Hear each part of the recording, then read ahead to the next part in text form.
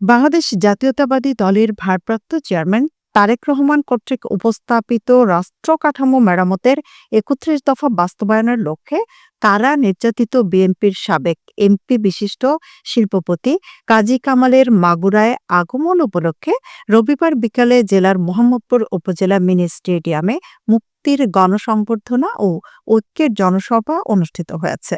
উক্ত জনসভায় জেলা বিএনপির আহ্বায়ক আলী আহমেদের সভাপতিত্বে প্রধান অতিথি হিসেবে উপস্থিত ছিলেন সাবেক এমপি কাজী সালিমুল হক কামাল। প্রধান বক্তা হিসেবে উপস্থিত ছিলেন ঢাকা দক্ষিণ যুবদলের সদস্য সচিব মোহাম্মদ রবিউল ইসলাম নয়ন। এ সময় সাবেক এমপি কাজী কামাল তার বক্তব্যে বলেন, দলের মধ্যে অনেক অরাজকতা সৃষ্টির পায়তারা চলছে। সবাইকে ঐক্যবদ্ধ হয়ে সকল অপশক্তির বিরুদ্ধে রুখে দাঁড়াতে হবে। প্রধান বক্তা রবিউল ইসলাম নয়ন বলেন, স্বৈরাচার শেখ মুজিবের পরে বাংলাদেশের স্বৈরাচার হচ্ছে জাতীয় পার্টির এরশাদ। আগামী জাতীয় সংসদ নির্বাচনে বাংলাদেশ জাতীয়তাবাদী দলের ভারপ্রাপ্ত চেয়ারম্যান তারেক রহমানকে মাগুরা ২ আসন উপহার দেবেন বলেও জানান তিনি।